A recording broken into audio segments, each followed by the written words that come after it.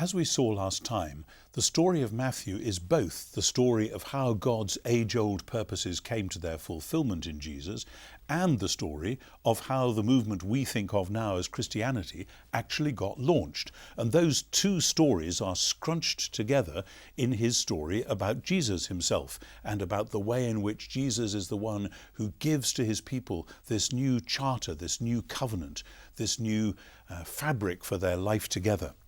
What we're going to think about now is the strand in Matthew's story which leads us all the way to what we call Holy Week and to Good Friday, to Jesus' death. People sometimes tell the story of Jesus as though there was a kind of a happy early period where he was going about doing great things and everyone was very excited. And then halfway through, something seems to go wrong and he decides actually it's time for plan B, which is going to the cross instead. But that's radically untrue to how Matthew tells the story. Right from the very beginning, we find that there is opposition, there is hostility. When the three wise men come to see the baby Jesus as King of the Jews coming from far off, they meet the nasty, dark old character Herod the Great. There'll be other Herods in the story later on too. And Herod, it's clear, is going to put a price on Jesus' head right from the moment he hears that there may be a new young king on the block. He's not going to have that if he can help it. So Jesus starts his early life as a refugee with a price on his head. And then a chapter or so later, when Jesus is baptized by his cousin John in the River Jordan, the voice from heaven, "You are my son, my beloved, with you I am well pleased," seems to echo for us not only Psalm 2, which is the enthronement of the Messiah, but also Isaiah 42, which is the commissioning of the servant of the Lord. And anyone who knows a bit about the Old Testament knows where that leads, to the servant who is despised and rejected, who bears our sins and carries our sorrows. And then we shouldn't then be surprised immediately afterwards when Jesus is driven off into the wilderness to do battle with the Satan, the accuser, the enemy. This dark, strange battle where Jesus is put to the test and tempted to go about his mission in all the wrong sorts of ways, and of course emerges victorious, which is when he's able to say, God's kingdom is now at hand, the kingdom of heaven is coming, heaven's rule is breaking in, even here on earth. So as the story develops, we see Jesus doing things, particularly healing people, and the remarkable stories of multiplication of loaves and fishes and all that sort of thing, which are all very wonderful as signs of the kingdom. But in parallel with that, we see opposition building up, because Jesus' kingdom agenda flies in the face of other people's kingdom agendas at the time. The Pharisees weren't so much what we would call a religious pressure group as a political pressure group with a strong religious undertone. Namely, they knew that if God was going to be king, it would be through Israel smartening up in how they were keeping the law, not going around doing the kinds of things that Jesus was doing, having parties with the riffraff, with all the wrong sort of people. So there's opposition already. And then in chapter 11 particularly, we find the implicit clash between Jesus and the younger Herod, Herod Antipas. Who is really going to be king? What sort of a kingdom is this going to be all about? And we see the forces of evil closing in, so that in chapter 12, Jesus' enemies actually say that Jesus is in league with the enemy, the accuser, the Satan. So all the way through, we can see this tension building up. And then in the middle of the gospel, almost as an interlude, but actually giving a colour to the whole thing, suddenly after Peter and the others have declared that Jesus is the Messiah, Jesus tells them, okay, this is it. This is the big one. We're going up to Jerusalem and the Son of Man is going to be handed over to the chief priests and so on, and they'll hand him over to the Romans who will kill him. I think Jesus' followers didn't understand that he meant that literally. I think they thought he was speaking in riddles about some great ordinary military battle that Jesus would have to fight, through which they were going to overthrow the authorities and make Jesus himself king in the ordinary sense.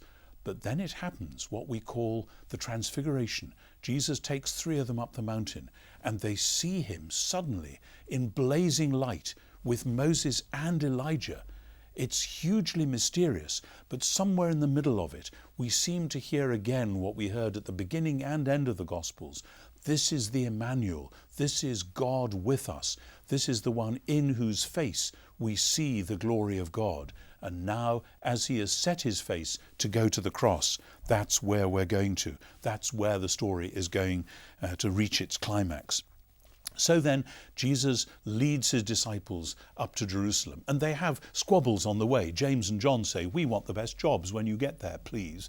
And Jesus says, you have no idea what you're talking about. That's not the sort of kingdom that I am bringing. And then he quotes that line from Isaiah 53, "The Son of Man came not to be served, but to serve, and to give his life as a ransom for many." Somehow, God is going to become king on earth as in heaven through Jesus giving his own life. And so in one sense, as we reach Jesus' arrival in Jerusalem, we ought to be in deep shock. This is a man everyone ought to be welcoming. Everyone ought to be thrilled to have him on board, to have this person arriving in Jerusalem. But from another point of view, what happens now slices through our expectations of the story, cutting it down so that suddenly Jesus appears to have been cut off in his prime. Some people still sadly think like that. Why should Jesus have had to die so soon? But Jesus has come to do something which no one else can do, and he's come to do it there in Jerusalem at Passover time. Because as all the Jews knew, Passover was the time when God went down to Egypt and rescued his people from their slavery and sent them off through the wilderness to their promised land, their inheritance. And Jesus has just come to do that, only much more so, to rescue not only Israel but the whole human race from its enslavement to the dark forces of evil and death, and to send us to our inheritance, which is a kingdom which comes on earth as in heaven, when heaven and earth come together.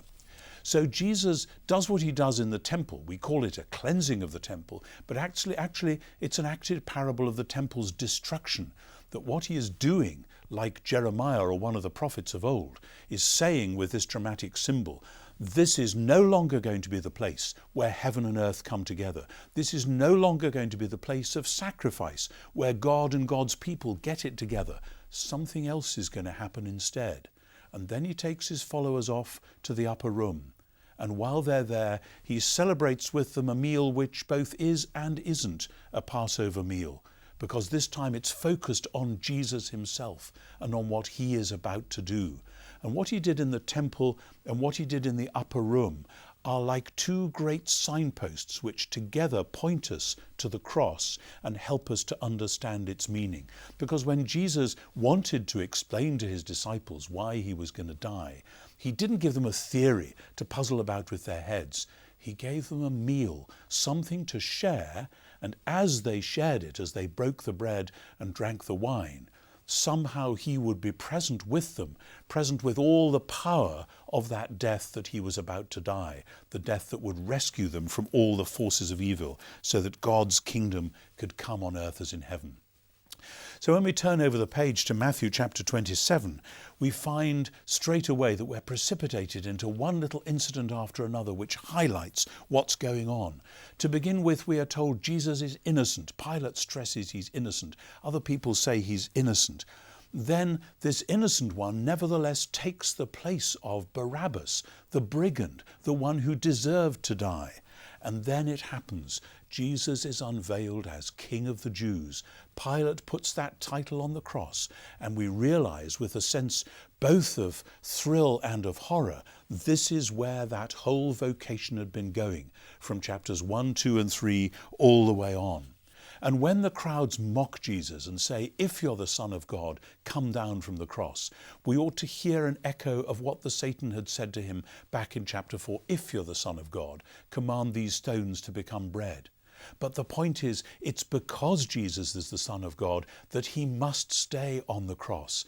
This is the fulfillment of his mission, to defeat evil once and for all, so that God's kingdom could come on earth as in heaven.